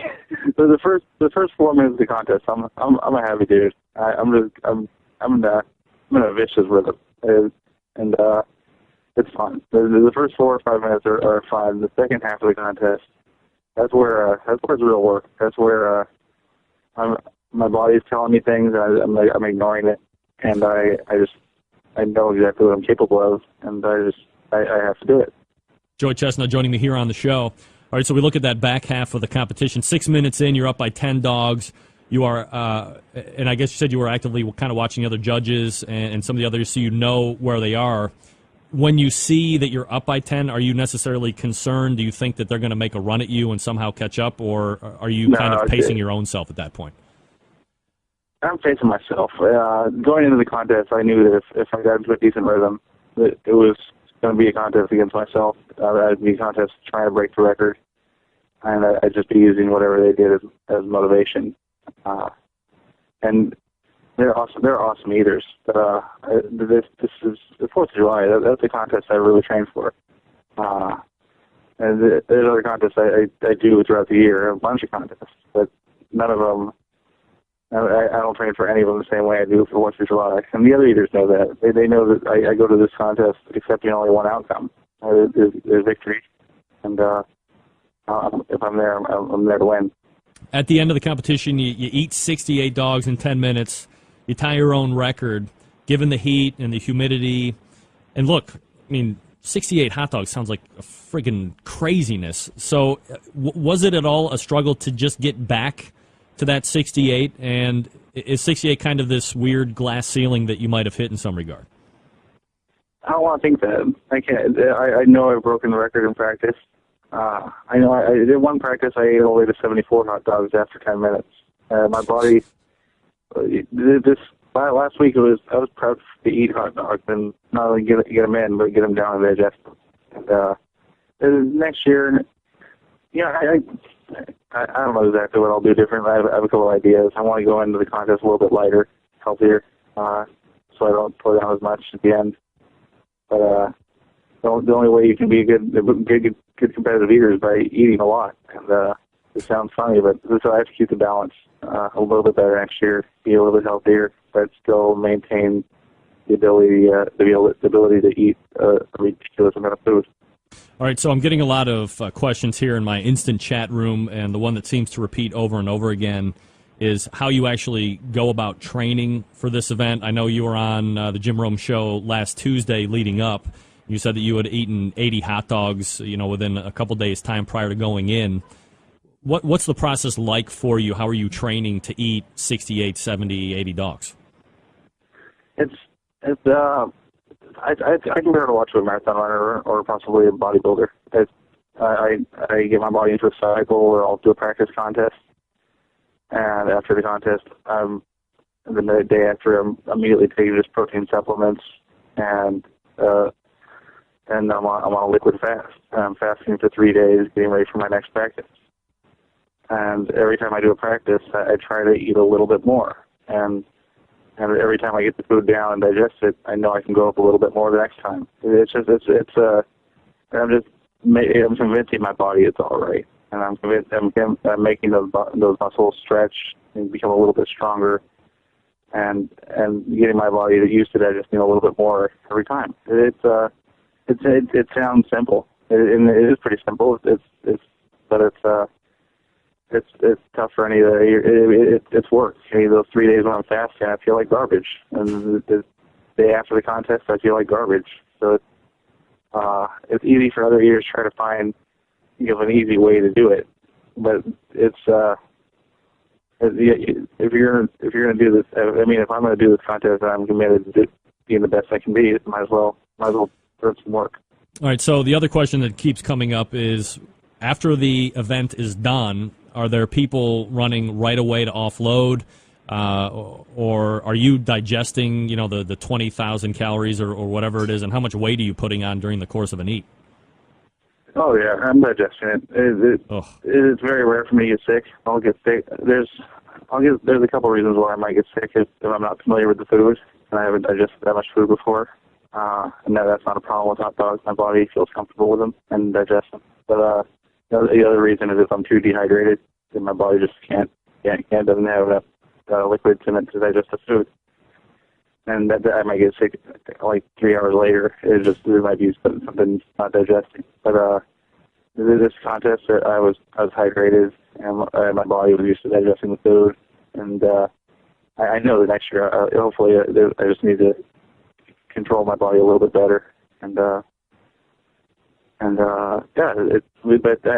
You're right. There are eaters that as soon as they can, they let loose. And I know they're there. They know I know that they do it, and I know they're never going to beat me. Also, they know that also. So it's the person who can't control their body is definitely out there, and I kind of laugh at them. I kind of laugh at they're trying to keep up with me. They push themselves to that breaking point. Joey Chestnut joining me here on the show. We just won the 4th of July hot dog eating contest, Nathan's famous hot dog eating contest, eating 68 dogs. You've won the title now 6 years in a row. There's really no one on the MLE roster, that's Major League Eating for the people that don't know, that can even sniff you when it comes to this. Do you find yourself having to set those personal goals in order to motivate yourself, since the other eaters aren't putting up much of... I'm not saying that they're not trying their hardest, but when you look at it raw, the numbers just aren't matching up. You're well in advance. So do you have to go in some sort of mindset saying, I got to get myself pumped up because I can't rely on an Eater X or a Crazy Legs or whoever else to really be able to keep up with me for these 10 minutes? Oh, it's I can only motivate myself so much, but a lot of my motivation comes from the audience. It's for an eating contest, it's ridiculous to look out and see thousands and thousands of people. I think this year was estimated 35,000. Yeah. And that's insane. A lot of motivation comes from them. A lot of motivation comes from every day I get letters in the mail with people encouraging me, and it's that encouragement, and it's not really pushing me. It's more of a support, and I think I've been very lucky to get the support. I have a support network of a lot of people, whether it's friends, family, or fans, and it's just I've been able to surround myself with a lot of awesome people who acknowledge that competitive eating is crazy, but they also acknowledge that Joey, if you're doing it, you might as well be the best, and push yourself, and be normal. Be a normal guy that just does the best you can. Joey Chestnut joining us here on the show. Joe, last year, Kobayashi was a no-show at the actual eating portion. Same thing again this year. The audience and the people who follow Emily want to see you go up against him, and he continually refuses, I suppose. And tantamount, because this is such like the biggest event, right? This is the Daytona 500 or the Super Bowl. This would be like the Miami Heat deciding not to show up for a finals game, since this is the preeminent event for MLE during the course of the year. Do you know exactly like what's going on with him and why he will not get back into IFOCE and MLE eating events? The truth is, Major League Eating, they're the organization that puts it on. There's always disputes between athletes and the organization that run things, whether it's NHL or NBA. And so the truth is, Major League Eating, they're a difficult organization to get along with, and he's I don't know if he's burned bridges, but I'm sure they still want him back to compete, and eventually he's going to come back. I think this year they started actually talking. Money numbers were made public. Yes. What they were talking about. Yeah.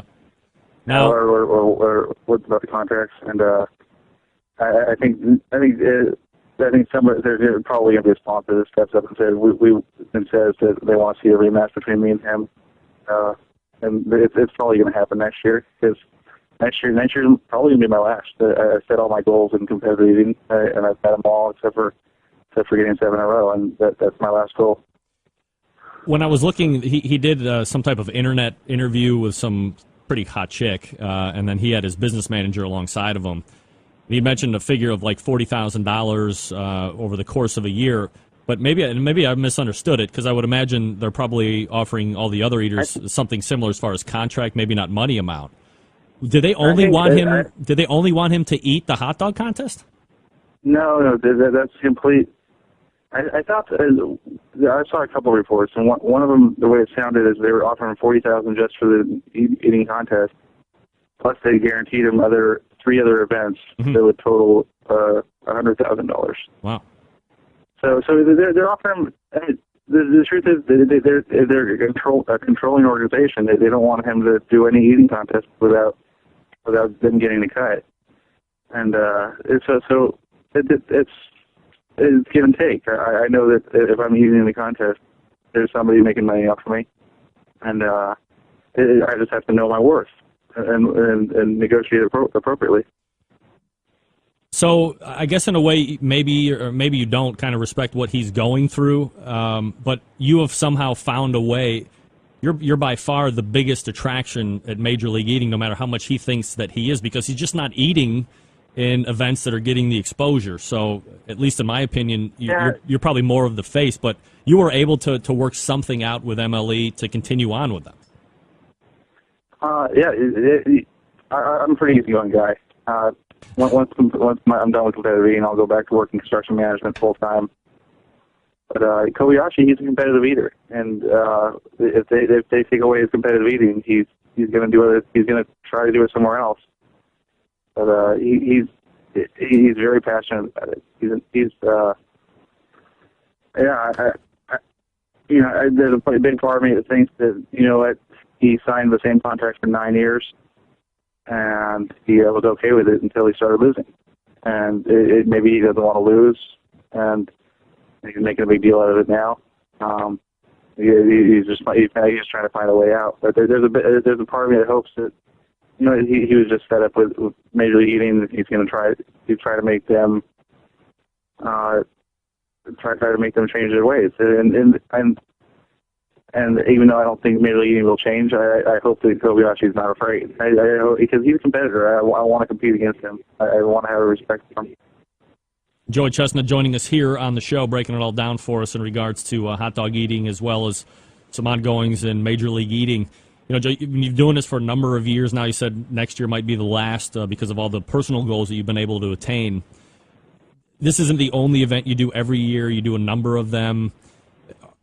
Have you given any consideration the fact that you may or may not be unknowingly doing some type of long-term damage to your body by eating like this?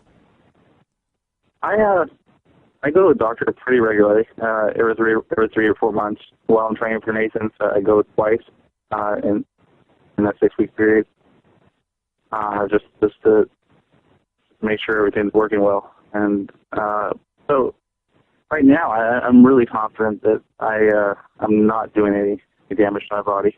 I'm 20 years old, but I've been very lucky. I still recover quickly from contests.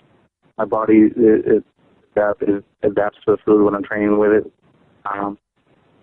But you're right. You push your body to the limit, you push your body to the limit, whether it's in marathon running or boxing or anything. You're hurting it to a degree, and I'm aware of that. But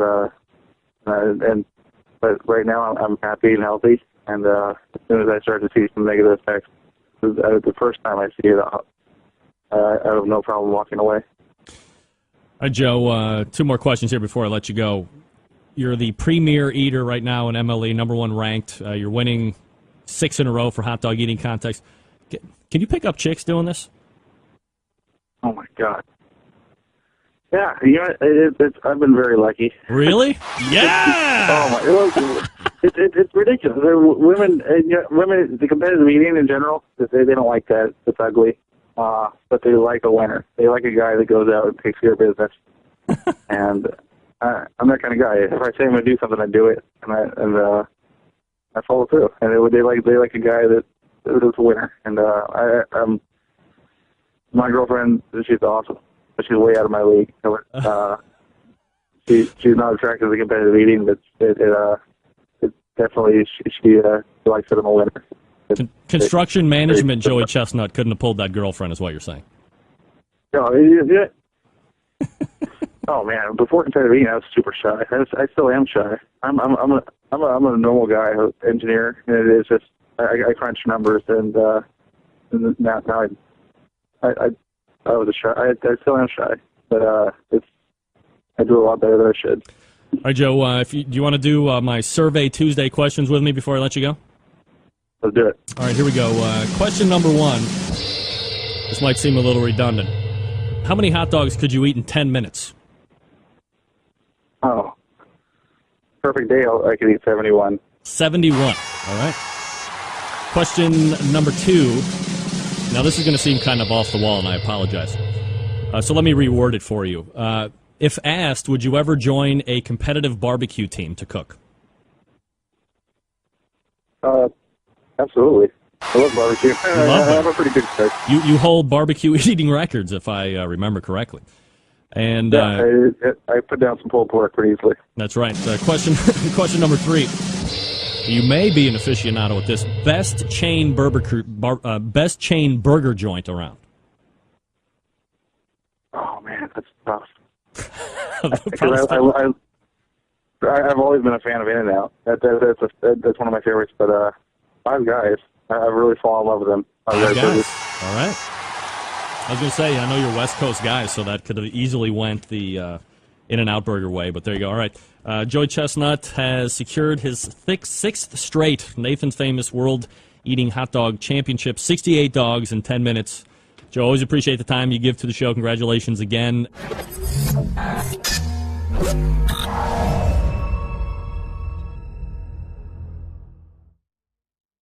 This is how you don't go off of the diving board, folks. It is very important that one remembers that oh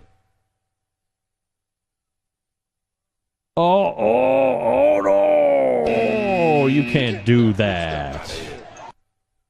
Oh. All right. Let me see if I can get audio back on that again. Remember, you can look up at the top left. She plugs her nose, and then it goes all downhill from there. Watch your friend just take right off. This lady poops herself. Oh my God! No, sorry. I screwed that up. Let's do it again. Look at her. No, hang on. She lets go. God. Double. Oh, yeah. 9.9 on the rotation, though. I mean, is anyone else concerned? Where the hell are the lifeguards? Get that big stuff out of here. You know, all kidding aside, you know, she could be dead. She could have fell the wrong way. Could have gone very wrong for her.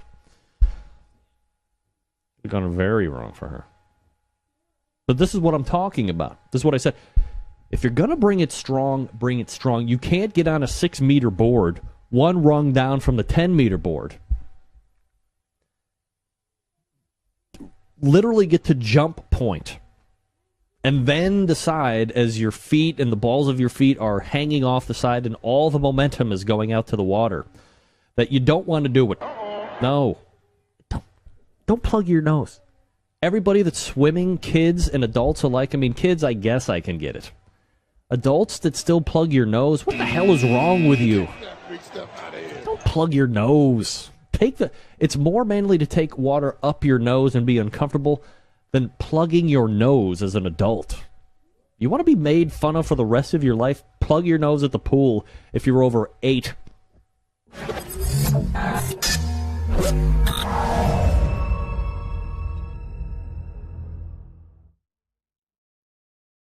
Aaron Franklin joining me here on the show. Aaron, how are you, bud? Hey, I'm doing great, Greg. How you doing? I'm doing absolutely fabulous, Aaron. And I have to say, maybe not to your surprise given the day, but I've received roughly 47 emails asking me if this was going to be some type of lame April Fool's joke where I was really not going to have you. I mean, how lame are April Fool's jokes, right? Well, I don't know. I don't normally participate in them, but I don't know. That would be pretty cruel, though. Yeah, well, I hate to disappoint everybody tuning in, waiting for me to pull the wool over everybody's eyes. But it's really Aaron Franklin, everybody. Sorry to disappoint. So, like many different directions that we can run with you tonight, Aaron, and I guess the best place to start, the beginning, for someone who is widely considered to be making the best barbecue present day, is there something like, is this a barbecue thing culture you grew up around? Is it something that you became passionate about later on in life? Where does it start for you? I guess a little bit of both, really. I grew up and my parents had a barbecue restaurant in Bryan, Texas.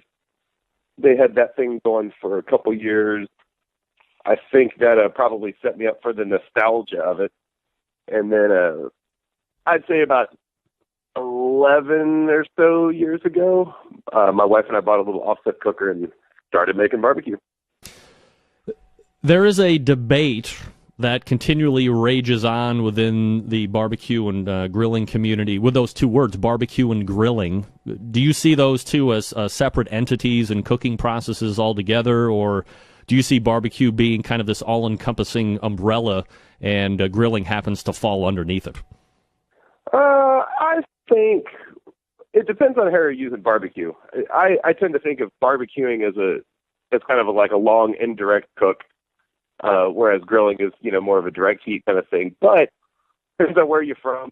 Technically, barbecue just means you're cooking on a live fire of some sort. When you were working at, or when your parents had the barbecue place, and you get off on your own, were you still cooking a lot in the backyard, and then encouraged by family and friends to start your own restaurant, or was it just something that you knew you wanted to get into growing up? Well, I guess when I bought that first cooker, I went and bought a brisket at the grocery store and went and bought some wood and started kind of trying to figure out how to cook a brisket. So I think at that point, that first fire that I lit, it just kind of reminded me so much of being a kid and hanging out around this super cool old barbecue place.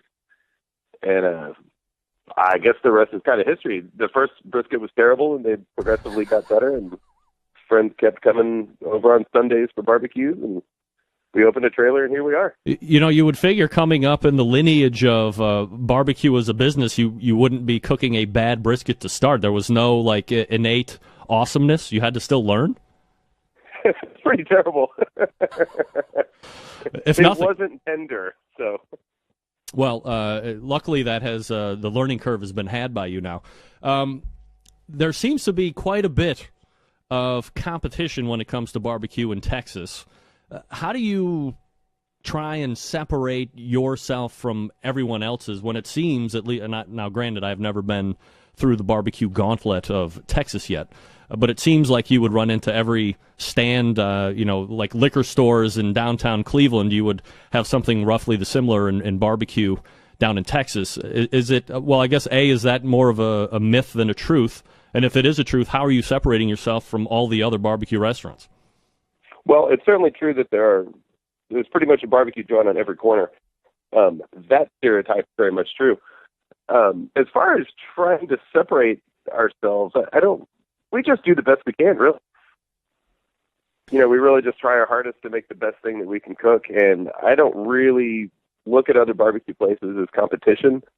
I just think, I have a lot of respect for somebody that puts that much heart and soul into cooking something and running the business. So I think we're all kind of in this thing together. Isn't starting a business on its own, is risky regardless, but then you pack on top of it that is going to be, in some form or fashion, a restaurant, which seems to have an even higher percentage of failure. Were you scared going into it initially that this is something that might blow up in your face? Well, I think when we opened up the trailer, we had 28 cents in the bank. So if we had gone out of business, we wouldn't have lost a whole lot. Just a lot of hard work and, a lot of sweat equity pretty much. But nothing that was really worth anything of a monetary value. Do you see, or I guess when you're answering, I'm sure you're getting questions asked all the time about, I'm going to be looking to start a restaurant, or my friends tell me my barbecue is great and I should start a restaurant, which I completely hate because that is a formula potentially for disaster. When you have serving free barbecue to people that are happily to tell you it tastes great when it's free. Do you counsel a lot of people on the best ways to start a restaurant, or is there really no proven methodology of success? Well, I think ours is such a strange anomaly. I can't really use our scenario to go by, but I do answer a lot of emails, answer tons of Facebook questions and messages and Twitter messages. I'm not real great with computers, so it takes me a while to get back to these things. But eventually what I end up telling pretty much everybody is just don't spend anything. You can't go out and find, if you want to open a restaurant, don't cash in your retirement, don't get a bunch of investors, because it's probably going to fail. Statistically, it's probably not going to make it. And it's barbecue, so you're not looking to make much money to begin with. I always thought the best way, if I was going to do it, and I'll never do it, was, to go find like that Tasty Freeze ice cream place, a walk-up that went out of business. You buy it for cheap. You do some type of a semi-formal conversion, get a smoker out back or whatever you're going to use. And then just do it that way, like no servers except maybe for some from front window help, no real tables, no heating and lighting and all that other crap, and really keep the overhead to a minimum and keep it simple on the menu. Oh, for sure. I mean, if you could find some old restaurant that's already kind of been permitted and stuff, you can fix it up if you're a handyman. That's, I think, what saved us so much, is that I could build most anything I want to. So we didn't really have to pay for any kind of construction or anything. And if you have counter service, you can cook it yourself. You can serve it yourself. So then you don't have to really rely on anyone. You don't have to pay anyone. So, yeah, keep it as self-contained as possible. The potential downside that I'm sure some people are seeing with that advice is, damn, I'm going to have to put in a lot of hours of work. So to take the sexiness out of, being a very successful barbecue restaurateur as you are, you're there quite a bit, right?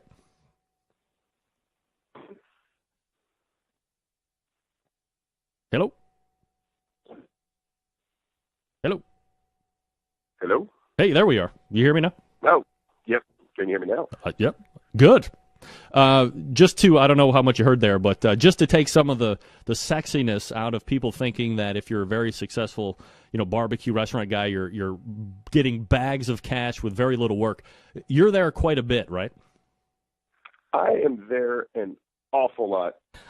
I probably work the least now than I ever have, and I'm down to about 60 hours a week. 60 hours a week? I would say so. I mean, wow. It never stops. We cook 24 hours a day. I got to work this morning at 1:45 a.m., and I'll be right back there tomorrow at 1:45 a.m. So, wow. Yeah, there's a ton of work. If you're not willing to work, you might consider something else.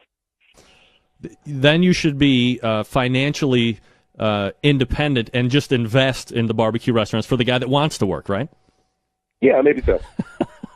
So, and by the way, we're talking with Aaron Franklin. If you want to check out his website here while we're talking, Franklin Barbecue, spelled the right way, BARBECUE, franklinbarbecue.com. When did... I like the right way. That's right. When did the line start forming? Well, it was pretty gradual. We opened up the trailer in December, 4 years ago, December, and I'd say by about the end of January, beginning of February, we started noticing people, maybe like 5 people outside the fence before we opened. And then it's just kind of snowballed from there. It seems that there are a lot of, and maybe it's the majority of the notable barbecue places out there in Texas, have lines. So, good. That's good because you got customers waiting. But serve until they're done. It's not a continual process of, where you have peaks and maybe the food is really good. And then when you valley, you have that very awkward, vacillating situation of, hey, meat's done, but nobody's here to eat it. How are we going to hold it, and how are we going to keep it just as good as it is right now, 2 hours from now? Is that the mindset right from the beginning, is we're going to get this meat, we're going to cook it, we'll serve until it's gone, and then boom, we're done? And as George Costanza would say, we'll end on the high note every time. Well, not entirely. When it was first opened, I had this crazy idea of being open until about 8 o'clock at night. I thought it'd be a piece of cake. I could hang out, play some dominoes, watch the fires, serve the occasional customer. And then we changed it to 6, and then it went to 4 p.m., and then we just eventually changed the sign, still sold out. So initially, I really did try to stay open all day. And then when we moved into the building, we also had intentions of being open for dinner. But it turns out if you can only make so much food and it goes in 4 hours, I guess you just can't really do much more than that. Do you see a projected loss on the bottom line if you were able to, stay open until 6 or 7 o'clock? Do you think you'd be packing it in more, or not necessarily? I don't think so. I think the same amount of people would show up. It would just be more spread out, and it would be easier for people. But, if less people showed up, then we would be open later. So I think it's kind of, people all the time are saying, well, your supply and demand's all crazy. This is some marketing ploy. This is ridiculous. But we do make 2,000 pounds a day. I'm no mathematician, but that's a ton of barbecue every day. Well, I think it is a ton. Wow. In regards to the line, is it something now because of, it's kind of become its own thing? I think the line has now have its own webcam. It might have its own Twitter account at this point, moving to its own Facebook account soon near you. Is it something that you worry about going away at some point? I mean, look, a lot of businesses don't traditionally have the physical sight of their customer base deteriorating. You see that in numbers on reports over times and quarters. You have quite the opposite. You would really have the ability to see your customer base decaying if it were so to happen. Yeah. I pretty much for the last 4 years, I've been waiting for it to plateau and slow down, and it hasn't happened yet. So I think maybe I'm finally at the point where I'm starting to think that maybe this demand is here to stay, I guess. But I think if it did get a little shorter, then we would probably serve the same amount of food. People just wouldn't have to wait so long. So I think it would probably still even out. And, we're so lucky to be so busy and so lucky to have such a high level of business. Even if it did slack off a little bit, I think it'd still be just fine. Are you kind of amazed every day when you get ready to open up and really start serving the food? And obviously it's hours well in advance before that even happens that you have that line out the door. Does it kind of boggle your mind every day when you see that many people waiting for your barbecue? Yeah, pretty much every morning I look out there, I'm like, oh my God, why are these people here? There's too many people. And I pretty much say that to at least one person every single morning. Is it a good ego boost for you? I mean, just between you and me and the fence post, to see that many people showing up for your food, that's really got to make you feel good. I don't really have much of an ego, but it is a little nerve-wracking. I think the thing that I think about more is that all these people are standing out there, and if I mess up a batch of ribs, or I screw something up, or I, God forbid, fall asleep on a stack of wood, these people have already been waiting for several hours. So it's not like they show up after the food's ready and we know it's good. They're showing up before the food's ready. Let me ask you this quick question in the chat room from Steve Rodriguez, and he wants me to ask you, Aaron, how the raise in meat prices might hurt the barbecue industry. You have any thoughts on that? It's very painful. Brisket right now is sitting at about 60% food cost for me, and that is absurdly high. But we're using all natural stuff, so our stuff's a little more expensive than commodity for sure. but you can only charge so much at the same time. And then if we charged a proportionate amount, I would feel guilty about it. So yeah, the raising beef prices are pretty hard. Have you ever gotten into that? You watch the TV shows. We'll get into that here in a second, but and it seems like on the competition circuit, you see that rise in the Wagyu briskets. Is that something that you guys have ever toyed around with, or would that really put the price point too far? No, it's way too expensive, and I really don't even think it's that good to begin with. Really? It just, in my opinion, from breed to breed, I think Angus has the beefiest flavor. I think it's more consistent. Wagyu, for a restaurant setting, you could never make that work. It cooks down too much. It's got way too much fat. They're way too expensive. They're beautiful, and you have a huge window of air in cooking it, but they're just so expensive, and they don't really taste like anything. So best to stay away from something that doesn't really taste like anything, right? Yeah, I don't really mess with them. Sometimes I do them for events just for fun, but it's really nothing that I would ever consider. When you are voted best barbecue in Texas, obviously great honor. You're obviously doing something right when you get that distinction. Yeah, but who's really saying that? That's just weird. Who cares? You know how many times I've been voted best barbecue talk show on the internet? 0 times. I'm still waiting. Nevertheless, when you hear that or when that comes down, does that add any extra pressure on you to kind of live up to that billing every day, whether you think you deserve it or not? Well, it's a ton of pressure because as people hear all these things, then the expectations can become so unrealistic that you can never measure up to that sometimes in theory. So yeah, it's a lot to deal with, but at the same time, we just do the best we can and keep our fingers crossed. Anybody can have a good day and anybody can have a bad cook. So does it or has it ever kept you up at? I mean, it sounds like you get very little sleep anyway if you're getting up to go to work at 1:45 in the morning. But for that 45 minutes during the day where you might get to sleep, has it affected your ability to catch rest and the pressure on your shoulders? Not so much anymore. I've learned how to deal with it a lot better.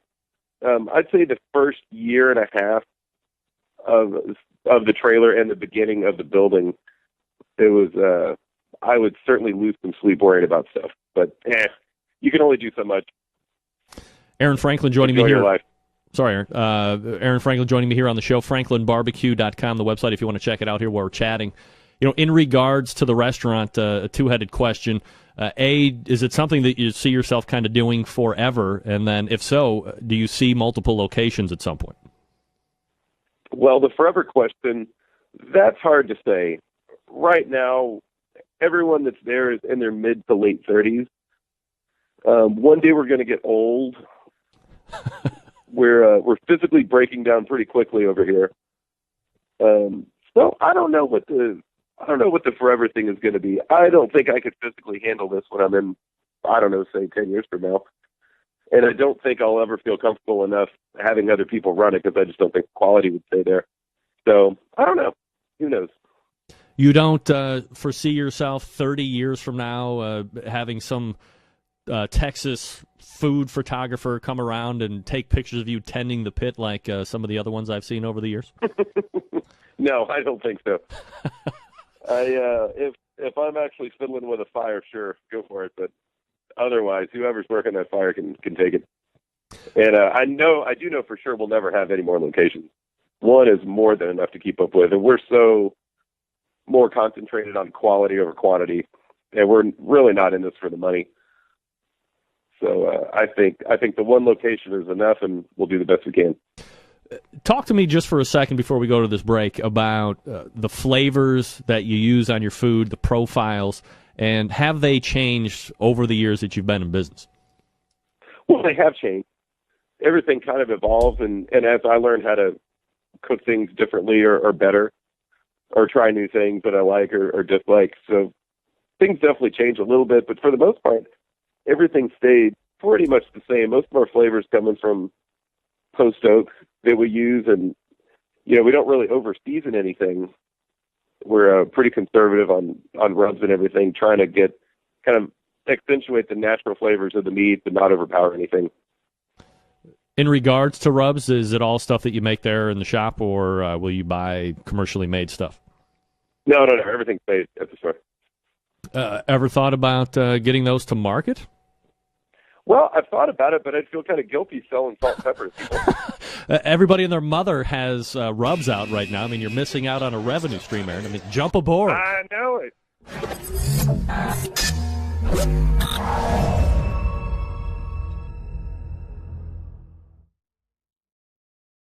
I've been anxiously awaiting this particular Cocktail Time segment for some time now. So without further ado, it's my favorite, it's your favorite. It's the segment sweeping the proverbial nation and globe. It's Cocktail Time.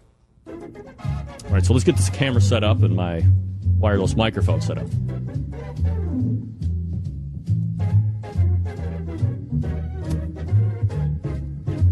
All right.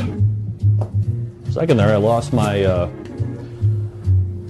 microphone there. All right, so tonight is a drink that brings me great joy, one that I have been waiting for some time now to do. It's called the Ward 4.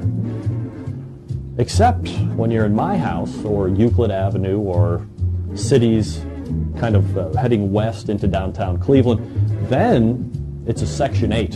It's a little play on words. It has nothing to do with 4 and 8 being divisible by each other, not at all. But here's how you do it. First of all, go out and give yourself a chance to buy at least a case, if not 4 cases of this. It's 3 olives, very berry brand flavored vodka. Some of you might think that's for girls or it's fruity. It's fruity. There's no doubt about it. However, it's really the most key component of this drink. There's only one, well, 2 if you count the ice, but there's only one other component of the drink that makes it really the Ward 4 or the Section 8. For tonight's purposes, it'll be Section 8. But we have to give proper homage, respect, and credit to a man who is helping better a city over from us in Wickliffe, Ohio. He is a Ward 4 councilman for what the name of the drink is named after. Ed Levon is the honorary namesake of this drink. So without further ado, let's go ahead and make this drink right from the get-go. First, tall Tervis tumbler. Of course, we love the Tervis tumbler because it's 2 glasses in one. It's got an inner shell, it's got an outer shell. The outer shell helping it from leaving sweat rings on wood. People will shoot you in certain houses if you leave sweat rings on their wood. You don't want that. So, load this bad boy up with nice. Yeah. Now, you recall in a lot of these other drinks, I'm a big ice whore. Love to use a lot of ice. This one I really try and be careful with because I want to maximize my liquor input. And on this drink, it's key.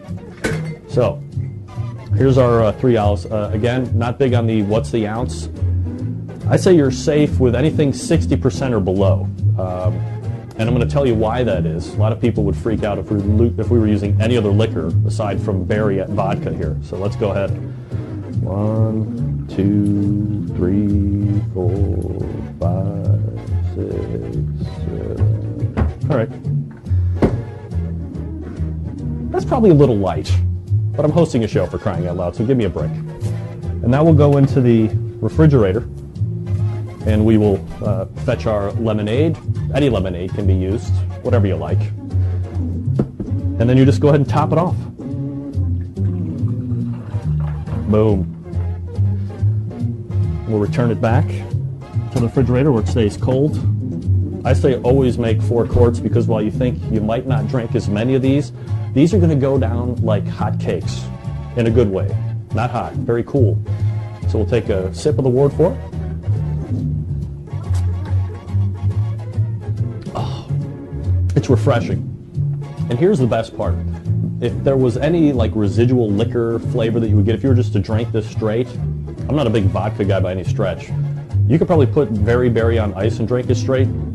The lemonade that you add to this cuts the liquor right out of it. So, in layman's terms, you can punch your ticket to Shitfaceville on the express train with this drink. So, it's a Ward 4, very berry vodka, Tervis tumbler tall ice, lemonade. That's all it is.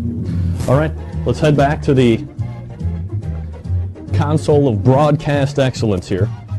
I'm going to continue to enjoy my Ward 4, of course. Gotta try. Ladies and gentlemen, you gotta try the Ward 4. Absolutely.